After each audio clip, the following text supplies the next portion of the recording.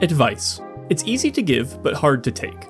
There's a reason the saying, "do as I say, not as I do," is so popular in our vernacular. When I make videos, sometimes I wonder how well I personally follow my own advice. Well, apparently you guys feel the same way, because in the comments of the Prosper Decklist video, you voted for Galea to be next in line. I think this will be a good opportunity to take what I talked about in my Voltron video and apply it to an actual existing deck. So, time to see if I practice what I preach. This is the Galea video.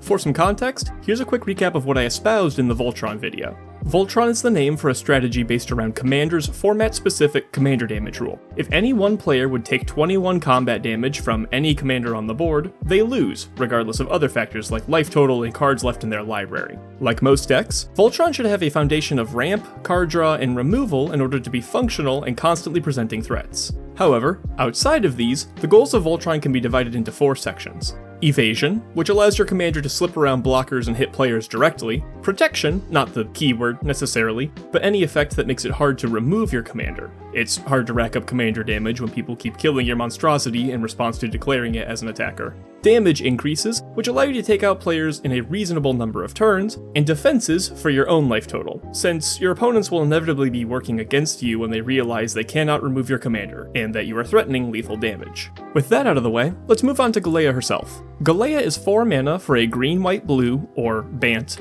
creature that has Vigilance. The deck is built around her other ability though, which allows us to look at the top of our library and cast any auras or equipment we find there as if they were in our hands. If we do, we can equip them for free after they enter. So what she offers us is virtual card draw, ramp in the form of saving on equip costs, and defense due to Vigilance keeping her around as a blocker even after we attack.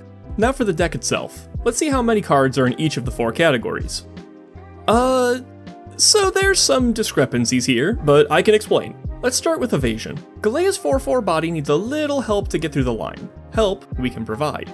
Brotherhood Regalia and Trailblazer's Boots. They both give us the almighty cannot be blocked line. Brotherhood Regalia double counts as protection from the Ward 2 that it gives, which will be something you're going to hear a lot. Outside of these two, flying is our next best bet. Angelic Gift, Rune of Flight, Zephyr Boots, and Winged Boots all provide here, and they all have additional benefits. Angelic Gift refunds us the card. Rune of Flight does this too, and can be put onto an equipment so that it stays around when our commander gets blown up. Zephyr Boots loots when we deal combat damage, and Winged Boots gives us a whopping Ward 4. I have never seen that cost paid.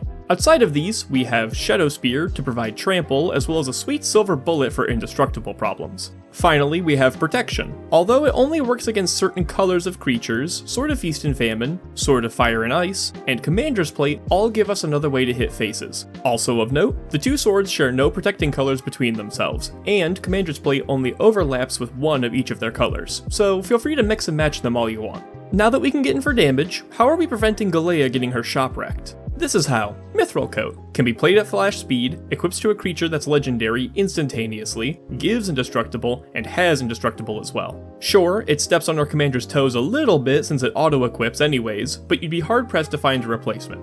Hammer of Nazan also gives indestructible, a little power bump, and lets us freely equip any equipment that winds up in our hands as opposed to on top of our library. If indestructible isn't what we're looking for, Swiftfoot Boots disallows her from being targeted by our opponent's stuff. Notably, we are not playing Lightning Greaves in this deck, since Shroud would prevent us from equipping her unless we had another creature to shuffle the Greaves onto. Commander's Plate and the 2 swords make her untargetable by certain colors, which is especially helpful if you play in a control-heavy pod. Then we have Thram Power Suit, Brotherhood Regalia, and Winged Boots, which all make any targeting of her a lot more expensive. I told you, you're going to hear a lot of double counting. But we're not entirely reliant on equipment here. Heroic Intervention keeps the equipment themselves from being removed, and Counterspell lets us say no to the few effects that thread the needle through all of this, like Wandering Farewells. So now we can hit faces and aren't worried about her untimely demise. Let's talk about ways to make Galea big and scary. Colossus Hammer is the platonic ideal, a whopping 10/10 bonus, and its drawback is tied into that substantial equip cost. Galea lets us cheat this if it's on top of our deck, meaning this catastrophic buff is only 1 mana away.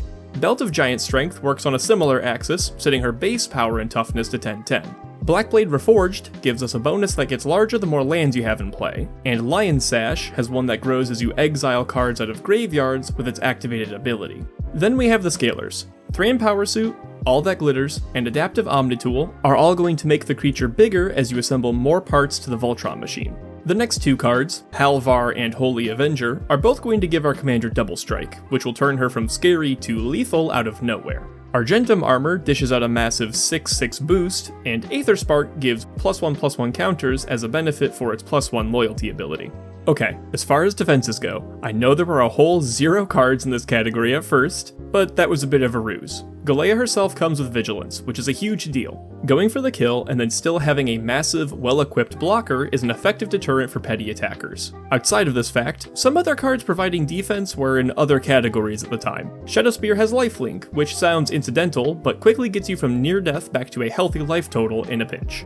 And then anything that grants protection or indestructible is made into defense by merit of allowing our vigilant commander to block certain creatures for free. It's not a long list of defenses, I'll grant you, but it does exist. Although resource generation is typically seen as boring and rote, I found some ways of making our breads and butters tie into the deck's identity too.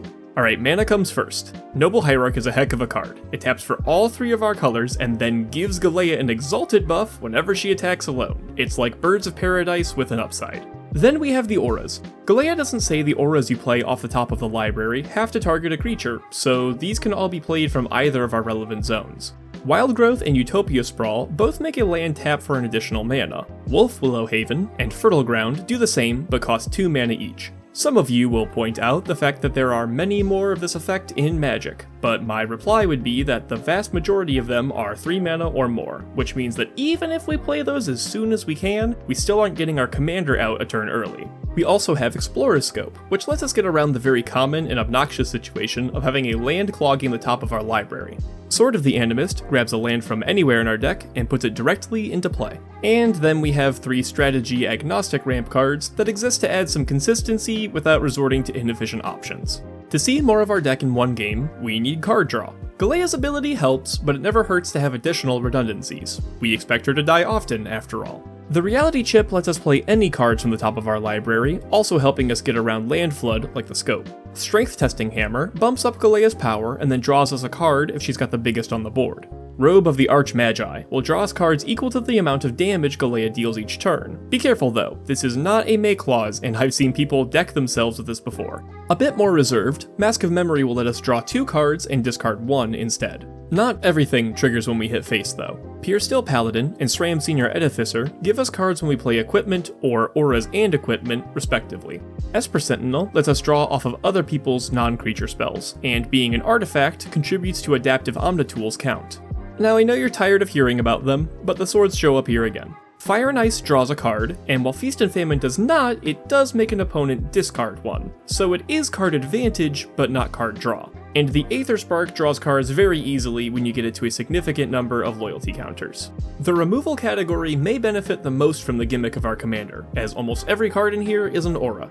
Witness Protection is the card to beat. 1 mana, a creature loses all abilities and becomes a 1/1. Clean, efficient, and will have people scrambling to find ways to salvage their commanders from this fate. Kenrith's Transformation does this for 2 mana, like most of the cards we'll be playing, but refunds us a card for it. This is, frankly, probably too good for the mana cost. Darkscale Mutation is similar, but makes the creature it enchants indestructible. Sure, it makes something a great blocker, but outside of that, unless they have sacrifice outlets or enchantment removal, they're never getting their commander back. Eaten by Piranhas is one of the few effects here that works at flash speed. The other is Amphibious Downpour. Although it's 3 mana, it has Storm, which means it's regularly going to take out swaths of creatures out of nowhere. Then finally come Frogify and Lignify. They don't have any huge upsides. I should probably exchange one of them for the more efficient Unable to Scream, and the other for the flash speed utter insignificance. I suppose this video also functions as a form of house cleaning.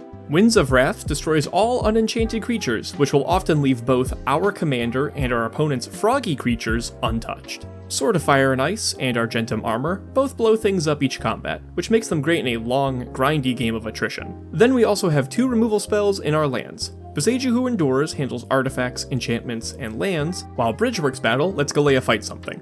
All of the double counting we've been doing has been saving slots in our deck, slots we can use for fun stuff outside of the normal breads and butters. I think now's a good time to talk about what I spent them on. We're running a significant tutor package. Steel Shaper's Gift brings an equipment from your deck to your hand for a measly 1 mana, and Open the Armory will do this for auras as well. Stoneforge Mystic is like Steel Shaper's, but also provides a body to equip things to. Also, that second ability lets us cheat equipment onto the table. Enlightened Tutor puts huge equipment on top of the library, where we can play it easily off of Galea. And Bright Glass Gearhulk enables all sorts of insanity. My personal favorite is grabbing both Colossus Hammer and Sigarda's Aid to make Galea massive out of nowhere. But outside of Tutors, we have other miscellaneous cards that don't fit nicely into any of the above categories. Even still, I find them no less integral to the strength of the deck. Both Danithas. One makes our auras and equipments cheaper, the other lets us play them from the graveyard. They're also lifelinkers, so you can suit them up in the late game and bring yourself back to a healthy life total. Sigarda's Aid, like Hammer of Nazan, helps us cheat equip costs for any equipment that make it past the top of our library and become stranded in our hand. To that end, Scroll Rack and Sensei's Divining Top also helps manipulate the top of our library so that we can undo any gumming up that happens as we go along. Masterwork of Ingenuity copies all of our best cards, and Armored Skyhunter does so much. He's an evasive body that not only resets our top deck, but does so by looking 6 deep into the library and putting any one aura or equipment into play for free. Oh, also, if it's an equipment, he equips it for free too. Yeah, this is the best card in the deck as far as I'm concerned. The lands can also provide some utility for us. Hall of Heliod's Generosity makes sure our removal auras stay around when we need them to, and Academy Ruins does the same for our equipments. Both of these recur the targeted card to the top of the library, so you can play it right away with Galea.